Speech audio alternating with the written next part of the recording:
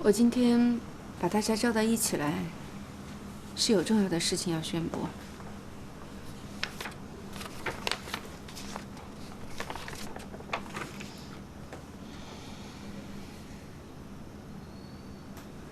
魏红，你一定要这么做吗？我已经决定了，以后瑞瑞跟着我，所以这个房子就归我。至于其他的财产，这里面写得很清楚，你最好赶紧看一下，有什么问题就提出来，如果没有问题，你就签字吧。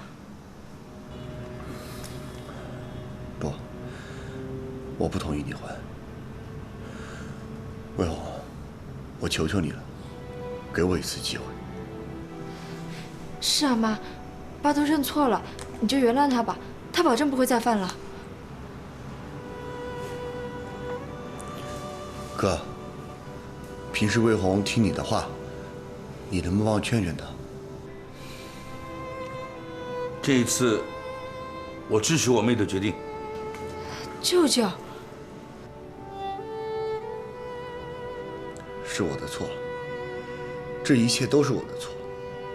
魏红，你要怎么惩罚我都可以，我都能接受。我只是不想离婚，我不想失去你和瑞瑞。哥，我求求你了，你就帮我劝劝他。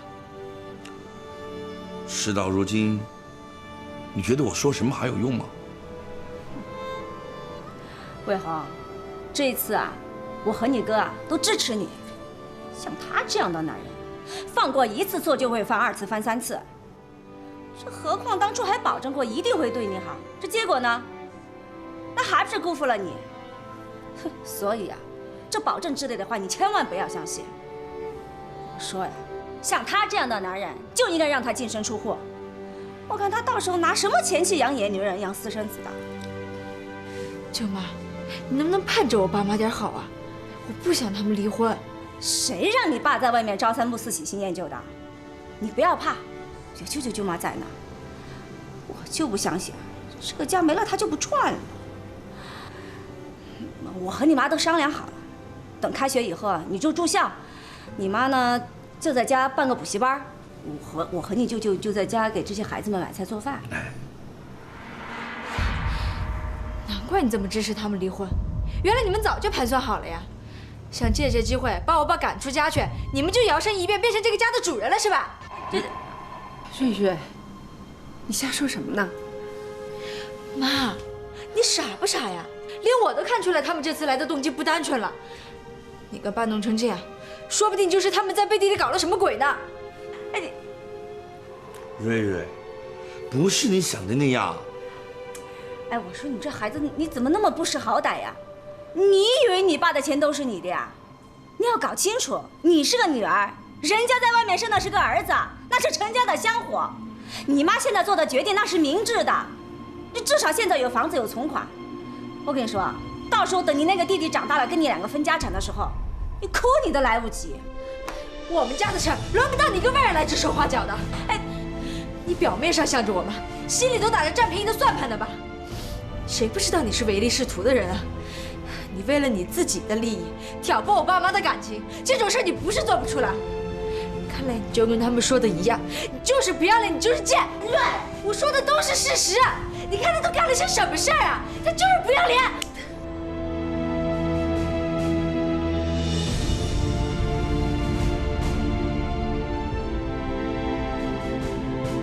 我怎么就教出你这么一个不懂尊重长辈的人？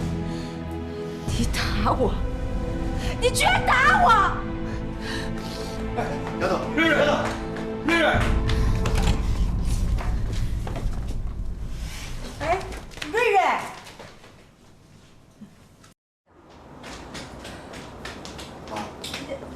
哎，你们这妈，你怎么？找你来了。自从你嫁到我们陈家，我这可是第一次上门来找你吧？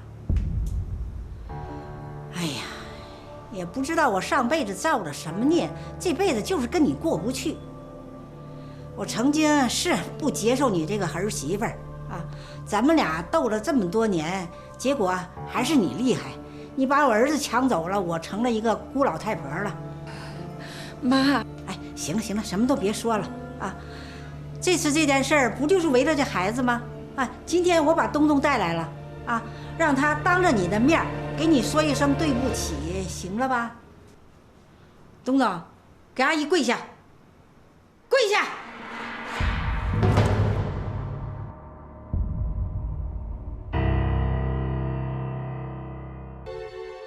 现在东东已经跪在你面前了啊，请求你的原谅。你今天要是不答应的话，他今天是不会起来的。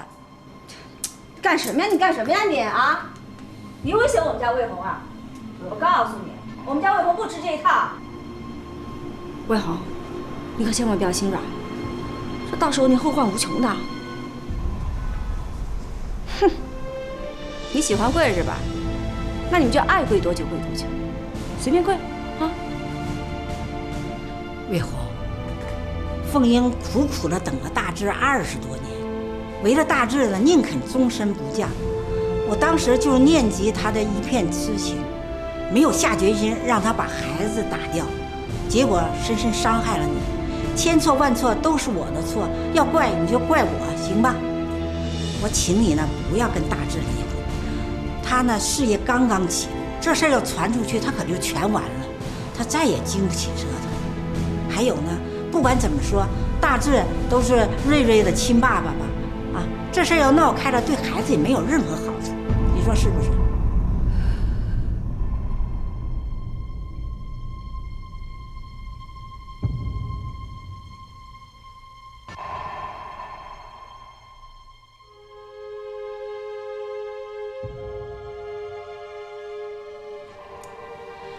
怎么？这些你还嫌不够啊？啊，你是不是让我这老太婆给你跪下你才满意呀？那行，那我现在就给你跪下。妈，妈你起来，妈，起来，妈，我答应你还不行吗？哎呀，你疯了呀你！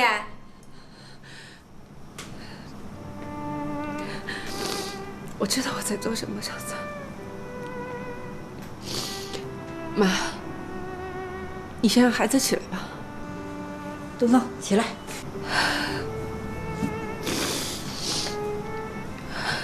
我答应你，暂时不跟大志离婚。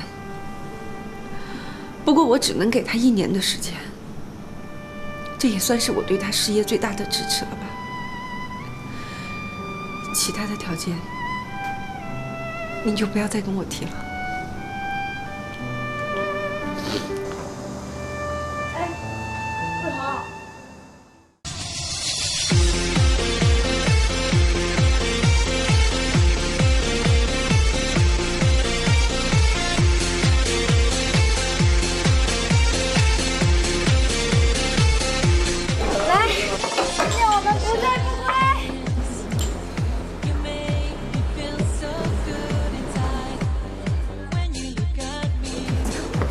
瑞瑞，别喝了，那女孩子喝那么多干嘛？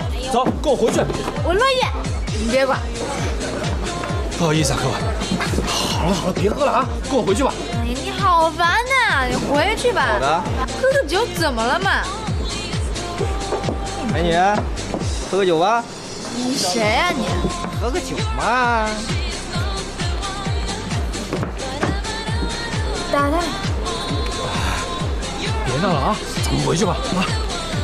孬种！看好了啊。瑞瑞，坐着。已经打完了。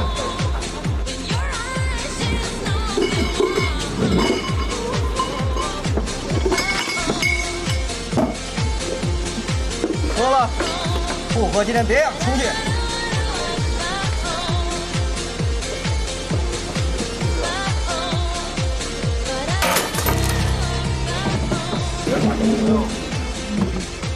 不是，你想干嘛？你想干嘛？我倒要看看，今天谁别让同学出去。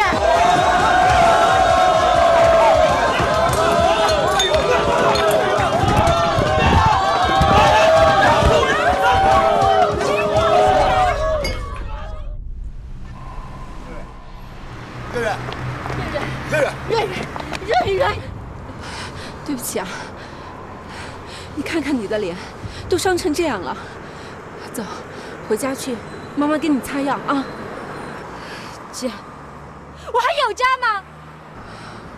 傻孩子，不管爸爸和妈妈以后怎么样，你永远都是我们的女儿，我们会一如既往的爱你。你骗人！你心里只有999吗？你根本都不在乎我的感受了，我不要你管。瑞瑞，不许这样和妈妈说话。在这个世界上，你是她最心疼的人。乖，听话，跟妈妈回去。不，我不回去。你们走啊！你们都走啊！我不回去。你不回去，你要去哪儿？我去学校。学校都已经关门了。就算翻墙，我也要回去。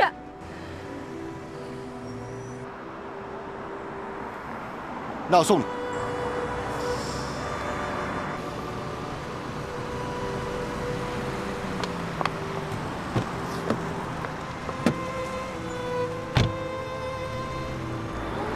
我送他回去，你自己回家小心点。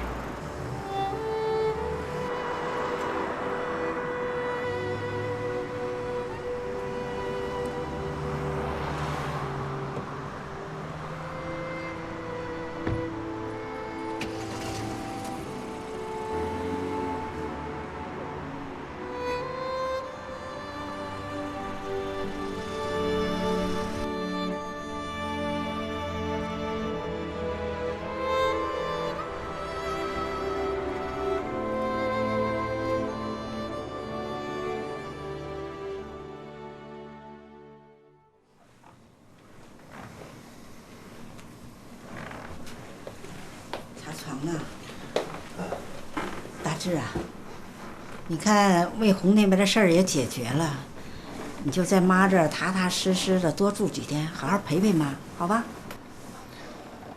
妈，虽然魏红答应了暂时不和我离婚，但是她1年以后还是会和我离的。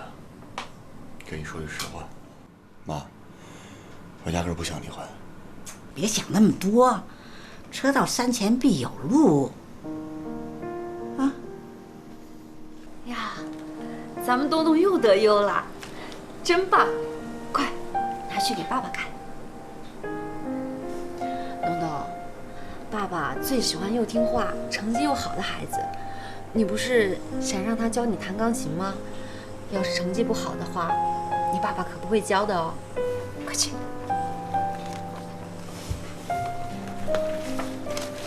哎，东东，别忘了叫爸爸。快去吧。其实魏红这个人呐，爸爸，你叫什么？谁让你这么叫的？我在问你话，谁让你这么叫的？是妈妈。东东，怎么了，东东？他叫了什么？谁让你这么叫他的？东东是你的亲生儿子，他叫你一声爸爸，哪儿错了？陈凤英，我告诉你，我就算离婚了，也不可能和你结婚。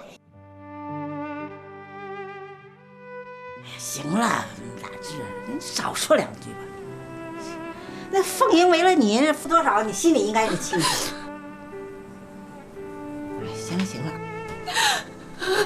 凤英别哭了啊！你也应该体谅大志啊！你看这些天来家里发生多少事儿，他心里肯定挺烦的，所以脾气不好，别往心里去啊！你看呀，哭得跟小花猫似的。哎，大志，干什么去啊？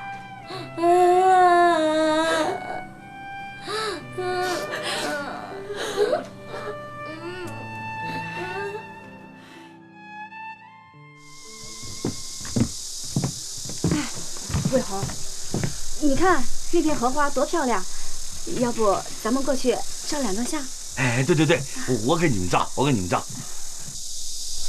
你们去拍吧，我想坐一会儿。哎，魏红，这要不咱们去划船吧？划船多好玩啊，哎，是吧？对对对对。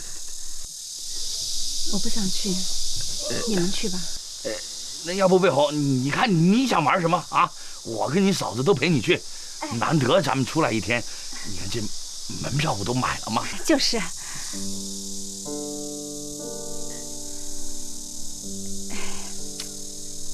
我说魏恒，你这是何苦呢？你何必为了那个臭男人，你把自己搞得那么一蹶不振的呢？我也不想，可是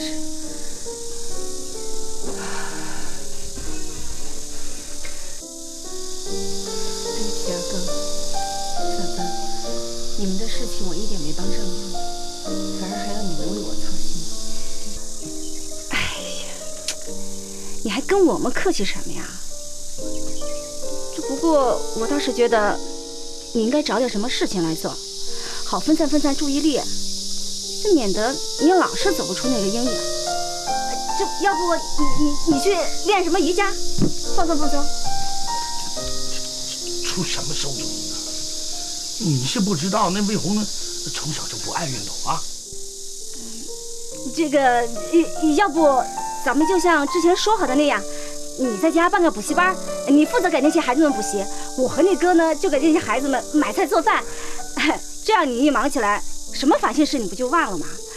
这二来，我和你哥的就业问题，这也解决了。哎，对，这主意好啊！魏红，你看呢？这好倒是好，但是我们学校现在不让老师在外面办补习班，那万一让学校领导知道……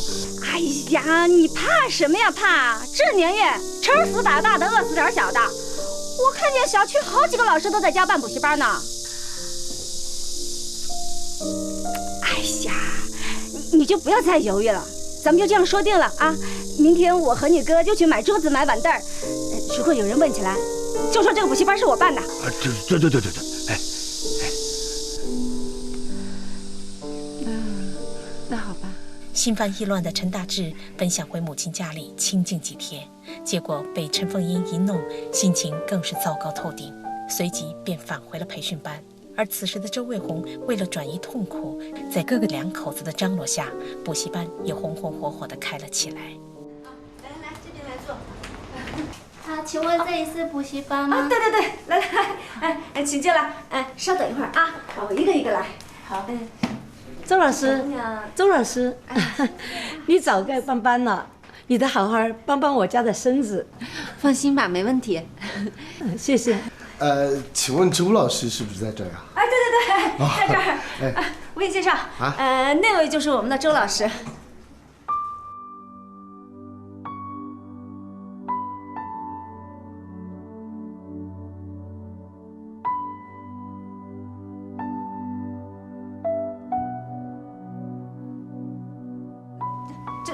他就是周老师啊！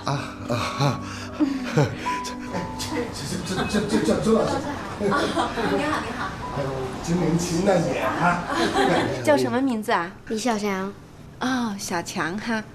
周老师你真年轻。我就是听那些家长说啊，你教孩子教的特别好，所以说我就把我们孙子啊带到你这儿来补习。行，放心吧。要不这样，先去登个记。好不好？好。刘梅，来，这个孩子登一下记先。好。去登记。来，小朋友，那你先坐一会儿。行，你拿。哎呀，你这房子真好看。都是老房子了。老房子都这么好看，不错，有本事。校长，喝点茶吧。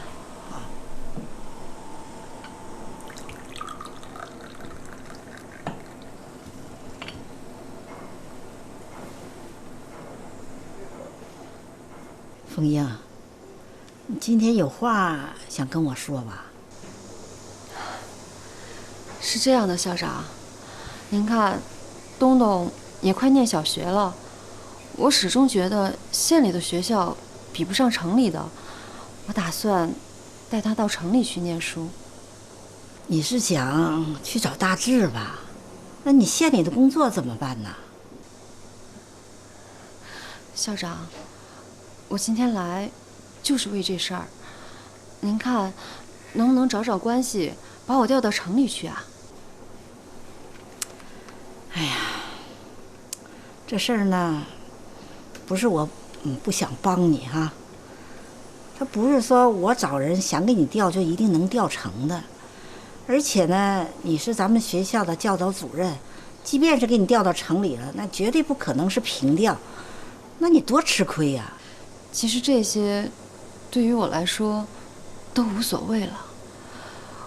我只是想让东东跟大志生活在一起，这是我欠孩子的。你呀，就是这么太执着了，这么多年也是真委屈你了。哦，校长，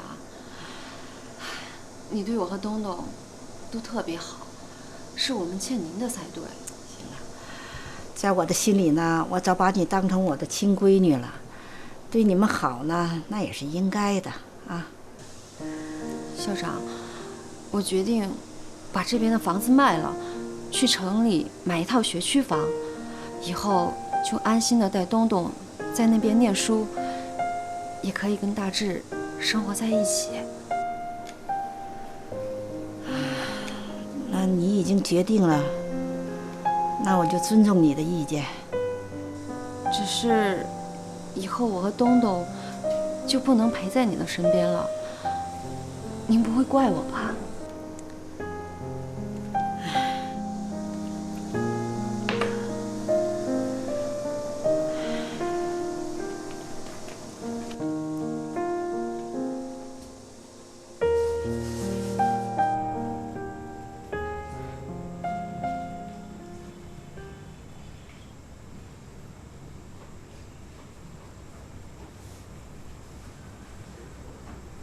等会儿，你看这个写错了吧？来来来，吃馄饨喽！孩子们，来休息一下，先去吃馄饨。来，看好，看点。来，不要抢小心啊！啊！阿姨给你们盛。哎，人人都有份儿。来来来，筷子拿好啊！这是你的，谢谢。来，来，婷婷，谢谢。慢慢吃啊。婷婷，这是你的，都好了啊，不要着急，每个人都有啊。来，魏红啊，来，你也吃点，我也吃。跟我客气什么呀？你说啊，这以前呢，这个家全靠你操持，现在就不用了，你只管安心工作，什么你都不要管，就交给我和你哥了。哎，你说啊，你跟那个陈大志结婚都20几年了，这尽心尽力的伺候他们爷俩，这到头来呢，人家也不珍惜。所以说呀，这男人是千万靠不住的，只有自己的亲人才是最心疼你的。所以以后啊，你什么都不要管，由我们来伺候你，啊！谢谢你啊，嫂子。嗨，别客气，吃吧。哟，这挺热闹的啊。魏红，我给你买了阿胶。孩子们，够不够啊？不够，一会儿还有甜点啊，慢慢吃。你来干什么呀？我拿东西。魏红，阿胶我给你放桌上了啊。哎，我麻烦你，你能不能一次性把你的东西都拿完呐？你不能今天找个借口回来拿衣服，你明天找个借口回来拿裤子呀！我告诉你，这次我们家魏文可是吃了秤砣铁了心的，绝对不会回心转意。行，算我求求你了，别叨叨了，行不行？我就是回来拿东西的。你回来拿东西，哎，你不是有2个家吗？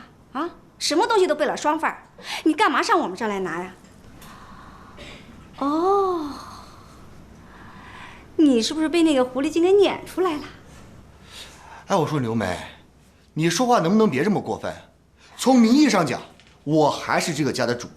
再说了，我和魏红的事情，你插什么嘴啊？哎，你有种你给我再说一遍，你信不信我明天就让魏红跟你离婚呐？你这张嘴啊，怎么就这么让人讨厌？哎，一个男同志用手指着女同志，这样不合适。魏红，面条给你买回来了。好，谢谢。哎呦，这碗馄饨给我准备的。哎呀，魏红，哎，你是哪个孩子的家长？怎么没见过你啊？我问你话呢，你就太没礼貌，你。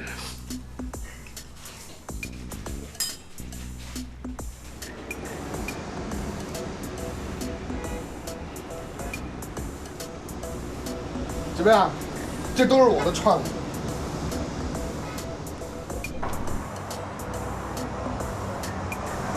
你弄的？是啊。原来花呢？看不出来，你对周老师家还挺熟悉的嘛？啊，你想想，原来阳台上种的花花草草有什么用啊？啊，还不如种点菜呀，这些。你看，周老师和孩子都能吃上新鲜蔬菜，这多好！这是什么？这个呀，肥料。肥料？什么肥料？啊，就是用淘米水啊、水果皮儿啊、不要的菜叶儿啊，把它搅和在一起，发酵以后啊，就成肥料了。哎，我跟你说啊，我们这些菜绝对没用过一点化肥，纯天然的绿色植物。哎，你看这葱长势多好啊！不，等，来，不是，你给我起来！不是，你是个什么人呢？你怎么可以在别人家里这么随便呢？这原来是个花园，你怎么就弄一菜园子呢？你说什么？哎，来，问好。哎呀，没什么事啊，你过去。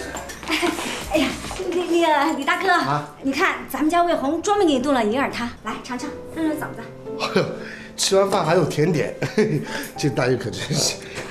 哎呀，这比起你对我们家魏红的关照，这算什么呀？所以李大哥啊，你以后千万不要跟我们客气。我们早就把你当一家人看待了。哎，太甜了，好喝。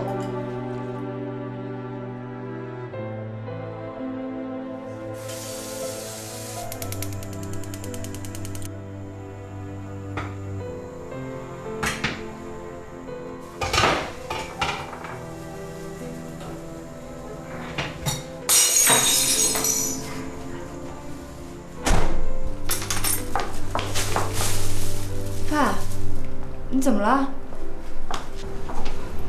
丫头来了。你脸色好难看，是不是生病了？没事，就是有点不舒服。有可能是昨天受了感冒。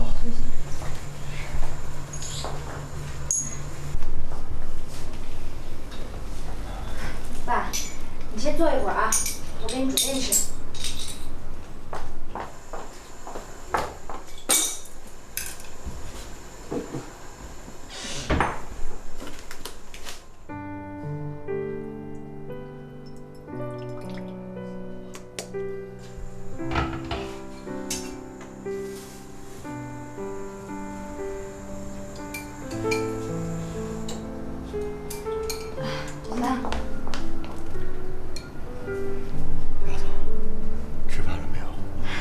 吃过了，我给你买了些东西，给你放冰箱里啊。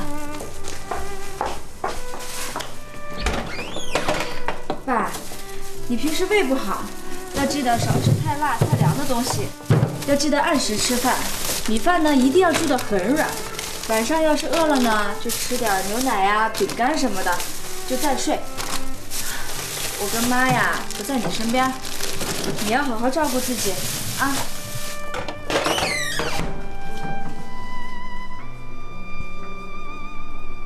爸，爸，你怎么了？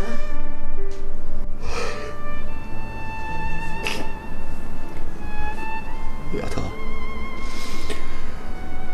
爸心里难受，是爸自作自受，爸心里后悔。你妈妈呀，是一个善良、贤惠的人，可是我却伤害了她。爸，我知道你有你的苦衷，妈妈也只是一时接受不了。你放心吧，我会想尽办法让妈妈打开心结，重新接受你。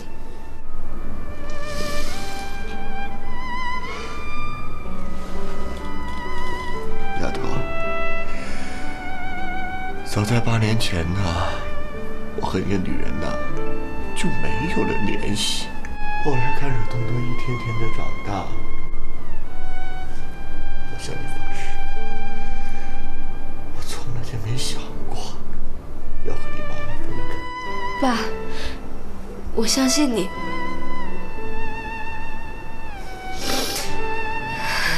好了，咱先不急这一会儿，你先把面吃了，办法咱们慢慢再想。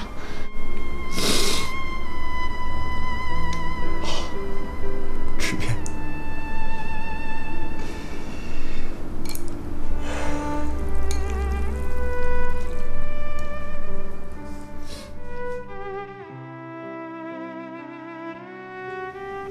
我知道错了，你怎么惩罚我都可以，我求你不要和我离婚，我不想失去你和瑞瑞。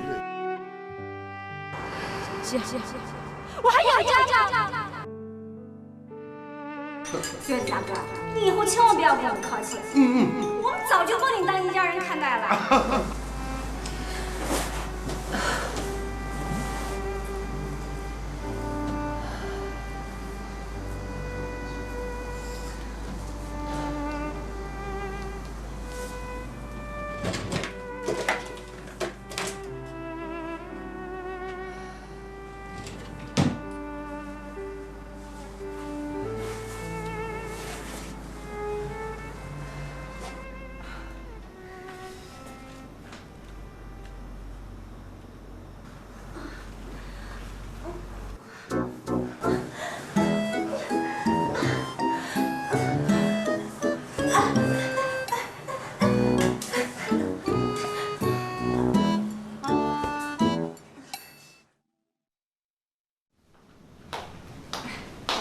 钱你拿着，按照清单上的东西买啊！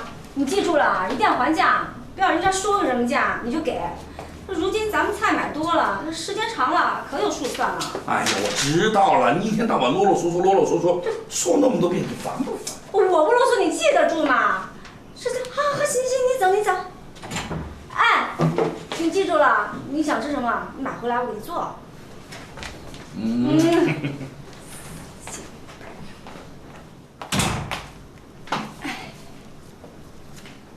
小子，啊哟，包这么多馄饨啊！给孩子们当夜宵的。那行，我洗的时候帮你一起包啊。哎。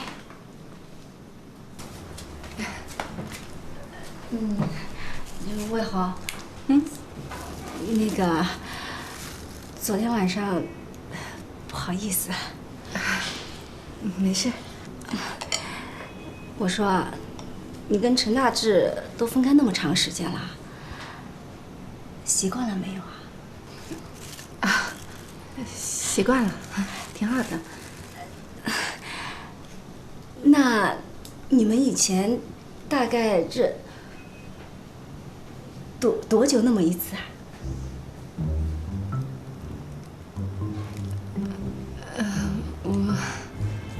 我们都挺忙的，大概半年吧。半年？不是你们这个生活也太有问题了吧？不是我说你简直就是把自己的男人往别的女人那儿推嘛你！嫂子，我跟大志不是像你想象的那样。魏红，咱们结了婚的女人就应该注意自己的保养，这不然怎么留得住男人的心呢？这你看你脸上都长斑了，要不你试试我那个祛斑刷？我跟你说，你放心用，我那可是知名品牌百花芳的呢。你看，效果不错吧？哦，对了，你哥前2天在那个现代女子医院给我办了张体检卡呢。我跟你说啊，那张卡是又好又划算。等哪天你有空了，咱们一道去，顺便弄弄你这张脸。这女人千万对自己不要太小气了啊！这，你哥怎么那么快就回来了？这肯定是有什么东西忘了拿。哎，李大哥，你怎么那么早就来了？魏红在啊。李大哥，你是不是酸子落什么东西在咱们家了？没，哪儿啊？昨天呢，我在那个阳台上种蔬菜，那些孩子啊玩篱笆，玩了以后又是摸门，又是摸那个门框子，又是摸玻璃的，到处摸起手艺。你看，我就把我们家那个擦玻璃这工具啊带过来，这工具特好使。然后我就想着帮你们把玻璃给擦擦。啊，这李大哥，咱们家有做清洁的阿姨。对对对，不用麻烦了。哎呀，你看今天礼拜几？今天礼拜6，你们家阿姨不是礼拜4过来吗？人家周老师啊特爱干净，到处都是手印啊，这多不好啊，看着心烦。哎，要不这样，你们忙你们的，我去擦玻璃啊，快得很。那就谢谢你了，李大哥，你有什么事你叫我就是了。行，你忙你的，别管我啊。哎，谢谢啊。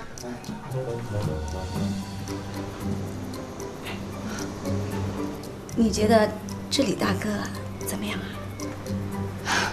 挺好的。我觉得他对你有意思。嫂子，你别瞎说，你就不要揣着明白装糊涂啦。他要是对你没意思啊，他干嘛跑到我们家来又种菜又打扫的，吃饱了撑的？他就热心呗。不过我觉得这个李大哥嘛，这人挺好的，这性格又开朗，这人在哪儿啊，笑声就在那儿。最关键的是，他这个人呐，实在又细心。像我们这个年纪的女人，找男人呐，就要找一个对你自己好的，什么事儿啊都把你放心上的，不像那些小年轻们讲什么情呀爱的。我觉得，要不你们两个发展发展，给自己留条后路嘛。嫂子，瑞瑞她最喜欢吃馄饨了，我趁现在有时间给她送点过去，你赶紧用盒子帮我装一点啊，我去拿包。哎，你好好想想我刚刚跟你说的啊。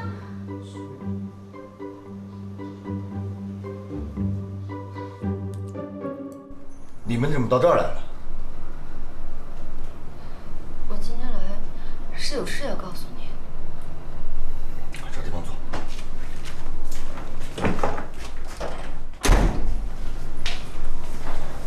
有什么事儿你就说。东东快念小学了，我想让他到城里来念书。到城里来念书？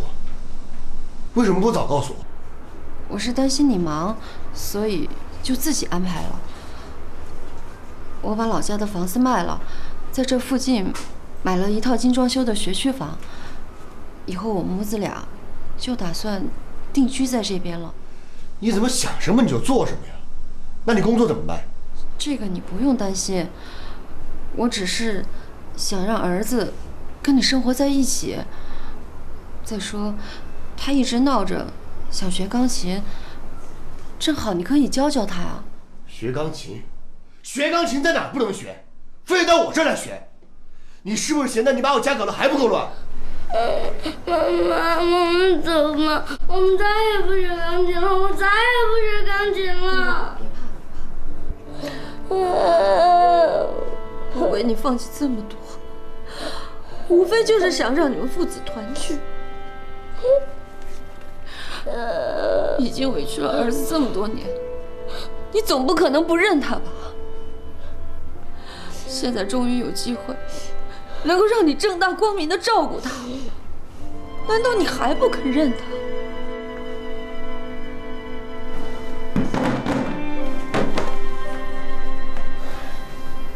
这事我妈知道。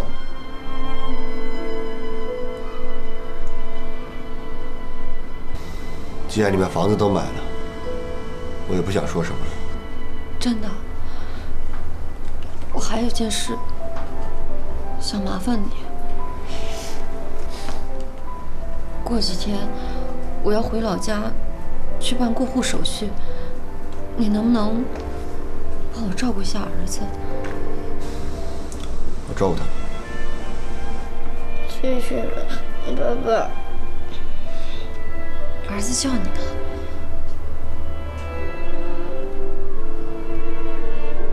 东东，乖。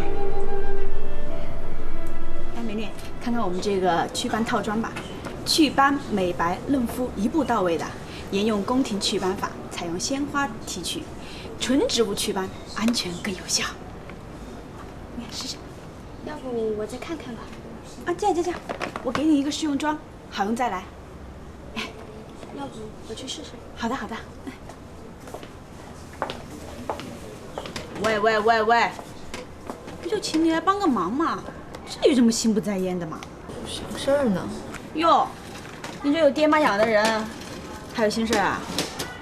恐怕比我这种放弃大学生活、提前进入社会的人幸福多了吧？幸福什么呀？家都快散了，我爸妈要离婚了。他们感情不挺好的吗？怎么说离就离啊？我爸在外面有人了，还生了个儿子。什么？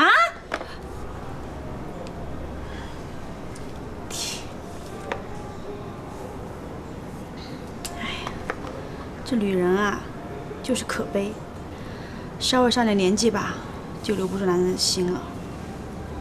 哎，这样，改天把你妈带来，我给她好好推荐我们几款的保养产品，让她呀重回年轻风采，让你爸后悔去吧。跟你说正事儿呢，就这推销你的产品。没有，我说真的，这百货方产品真的挺好的。妈，啊，阿姨，我先走了。啊，好。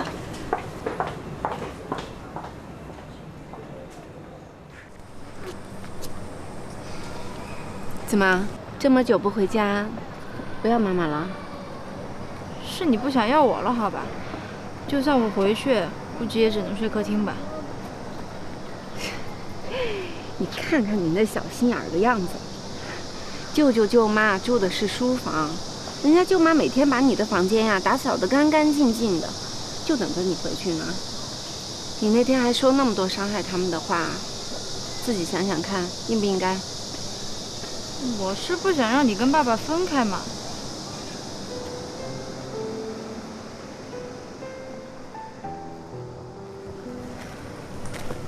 妈，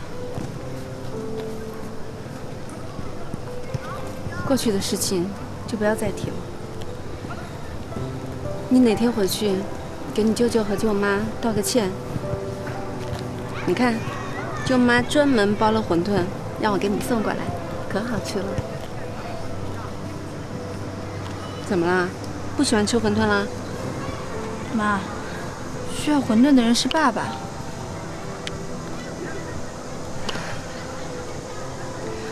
好好的，你怎么总是提他呀？妈，现在爸一个人在宿舍里面特别可怜。那天我去看他的时候，他发烧了，饿了，冰箱里什么都没有，只能煮面吃，还把手给烫着了。他烫的严不严重啊？还好。那是他自己活该，放着好好的日子不过，非要去折腾，这能怪谁呀？不是你想的那样，爸都说了，他跟陈凤英真的只有那一次，后来完全是为了东东才跟他保持联系的。妈，你跟爸在一块这么多年，你应该很清楚他的为人。东东是他的亲生儿子，他不能狠下心来不管。妈，爸那天说的时候特别真诚。他都哭了，你就原谅爸爸吧。他骗了我整整8年，你要我就这么原谅他？我没那么大度，我也做不到。那至少你也可以去看看他呀。不管将来你们发展成什么样，他都始终是我的亲爸爸。就算是为了我，你们做朋友也可以的嘛。朋友之间互相关心也是应该的呀。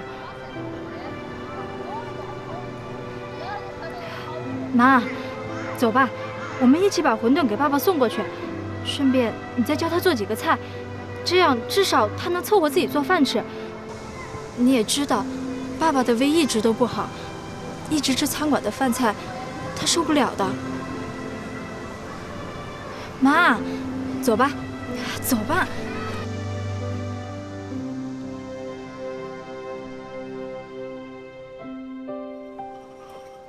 行了，东东，今天呢就到这儿。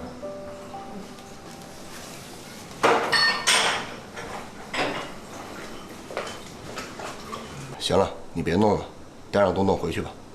没事儿，你给东东再讲个故事啊，我就差不多了。对了，大志，你一个大男人，以后洗洗涮涮的就别管了，交给我就行了。你呀，只管安心工作。哎，等一下，大志。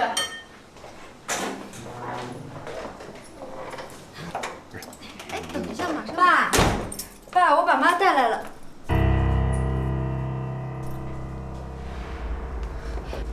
妈，你别走。爸，这个女人为什么在这儿？我问你，她为什么在这儿？丫头，你不是说不想跟妈分开吗？我好不容易把妈劝来了，你怎么这么表里不一呢？瑞瑞，不要打扰他们，走。哎，桂红。爸，太让我失望了，我永远不想再见到你。丫头。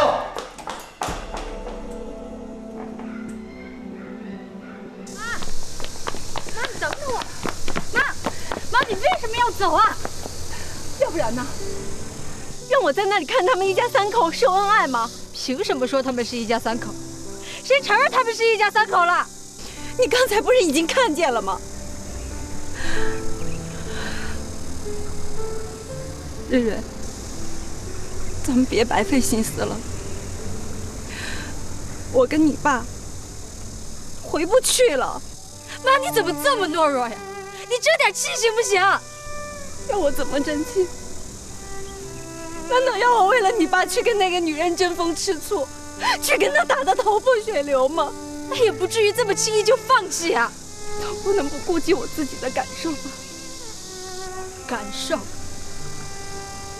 你们谁考虑过我的感受了？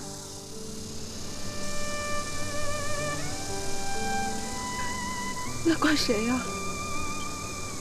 怪我毁掉这个家吗？我20年如一日，辛辛苦苦照顾你们父女俩，我换来了什么？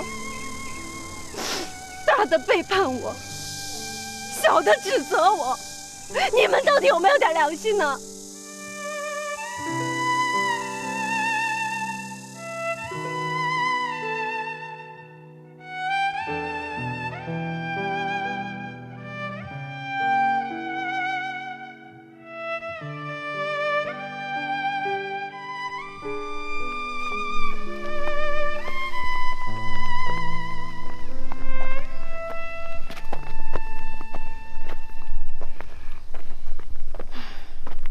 你呀，看我之前怎么说的，这一时心软，肯定会后患无穷的。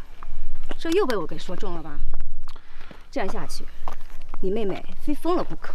哎呀，我说你能不能闭上你那乌鸦嘴呀？好事一件不灵，坏事件件都灵。我说呀，她就应该快刀斩乱麻，说离就离。那个姓陈的都不把她放在眼里，她干嘛为她考虑那么多？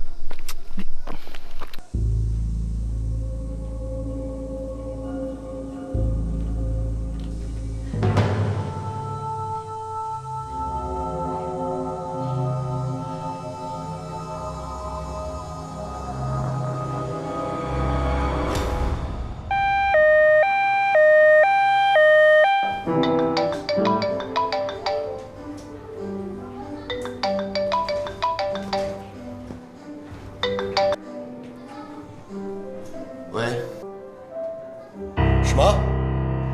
我马上过来。大志，你别担心，校长他吉恩自有天相，一定不会有事。医生，校长他怎么样了？对不起，我们已经尽力了，请节哀。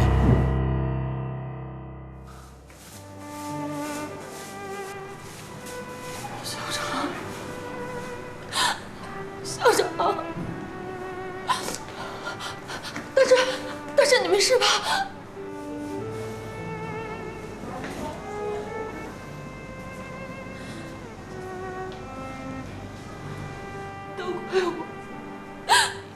都怪我没有照顾好校长，我应该留在校长身边照顾他的，都是我不好。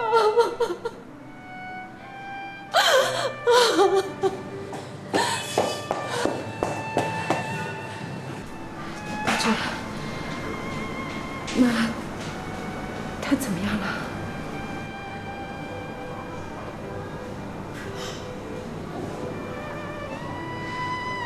慧红，我没有妈了，慧红。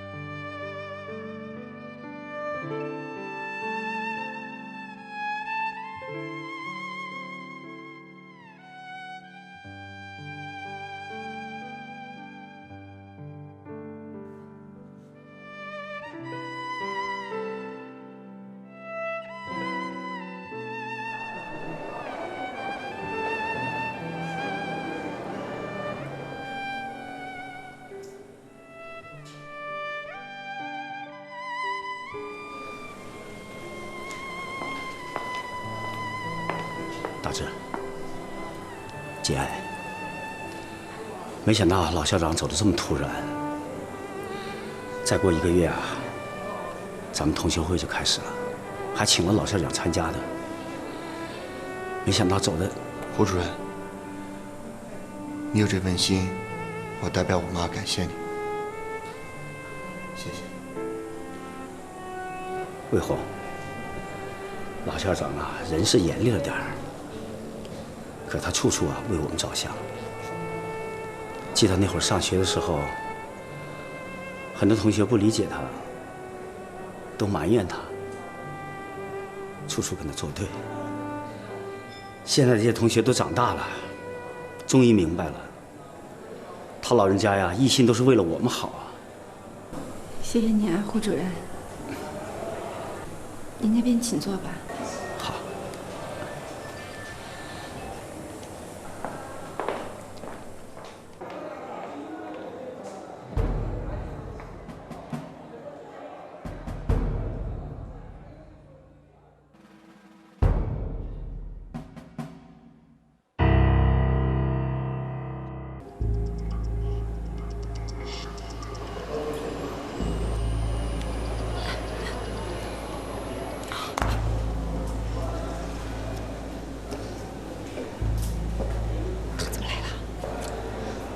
我说，这陈大志也太过分了吧！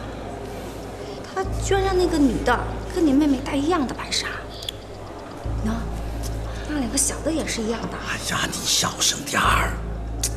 我现在不说，什么时候说呀？非要等到他们在你妹妹头上拉屎，你心里才舒服呀？我找他去，干什么？干什么你？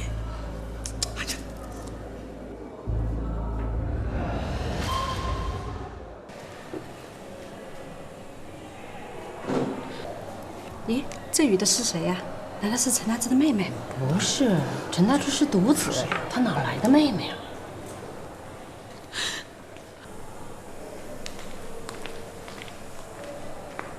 你把孩子带上，赶紧走。校长，你怎么就这么走了，校长？妈妈，你听见没？我让你。校长。 凤英对不起你啊，奶奶！喂，你听见没有？刚才这小孩冲我校长叫的是奶奶。难道他是陈大志的？别瞎说。那小男孩要不是陈大志的私生子，我这名字倒过来写。真想不到陈大志会干这种事。魏红多贤惠啊，他还不知足，把自己弄得下不了台，活该。魏红他还挺沉得住气。 要是我，早就走了。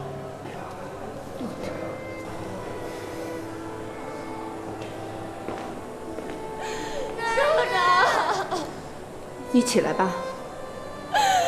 凤英对不起你啊，校长。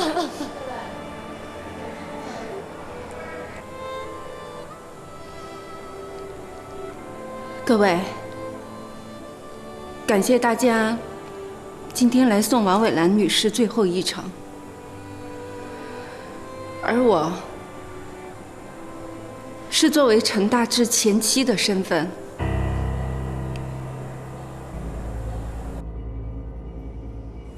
来吊唁他老人家的。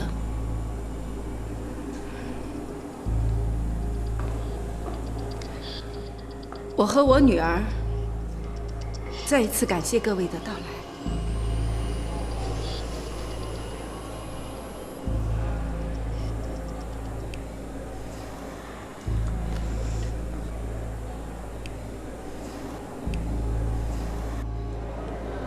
我给大家介绍一下，这个孩子是陈大志的儿子，也是王伟兰女士心爱的孙子。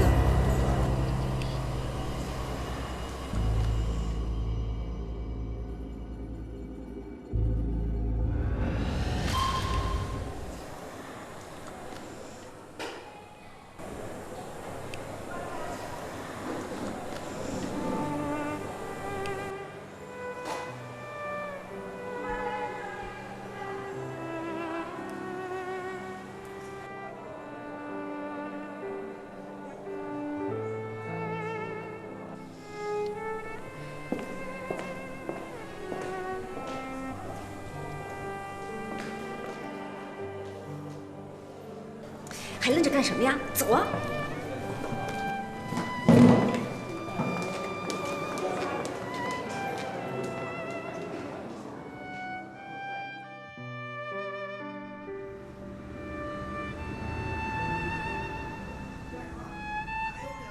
哎，你跑来干什么呀你？啊？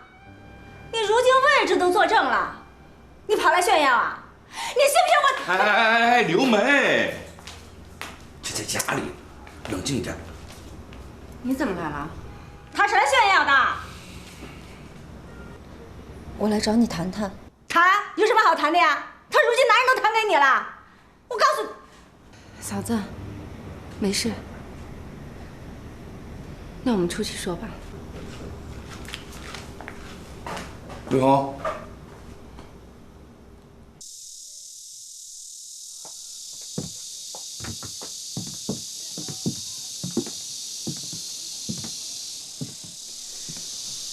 有什么话，你就说吧。魏红，谢谢你，谢谢你的成全。如果只是为了说一句谢谢，不必了。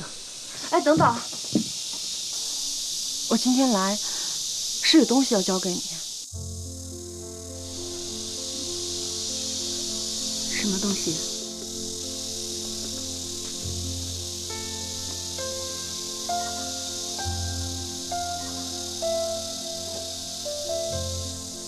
这个你应该见过吧？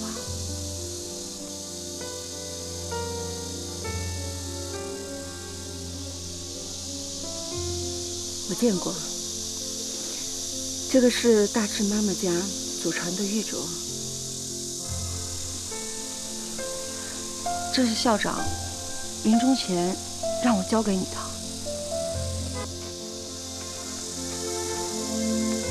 还有这封信。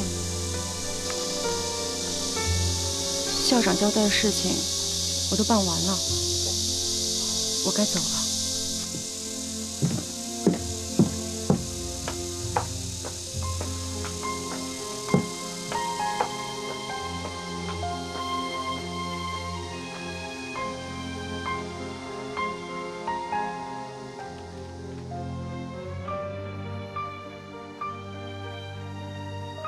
魏红，这辈子咱们婆媳俩之间的关系就没弄明白过。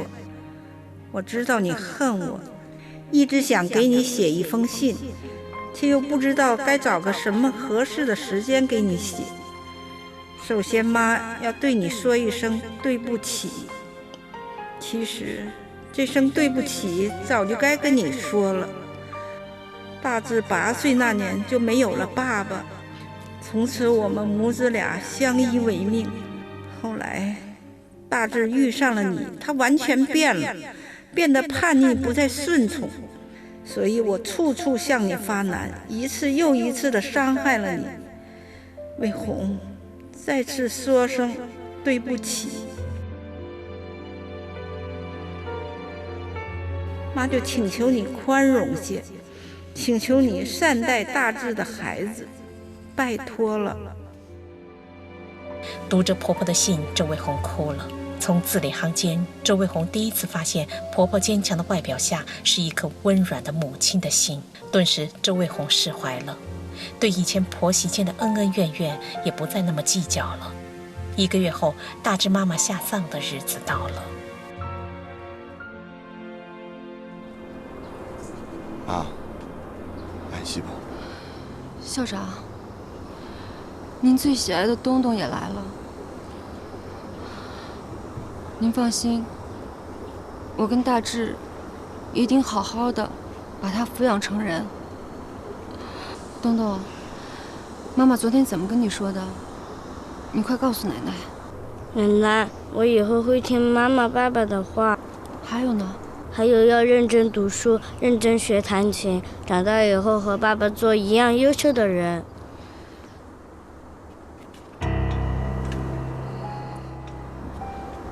大志，这是谁的意思啊？我的意思。这样不合适吧？没有什么不合适的，我跟他是夫妻。爸。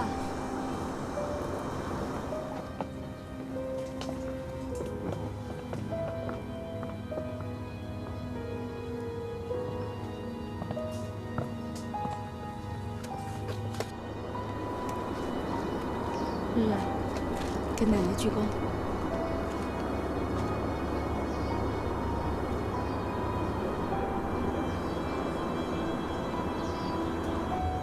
妈，魏红和瑞瑞来看你了。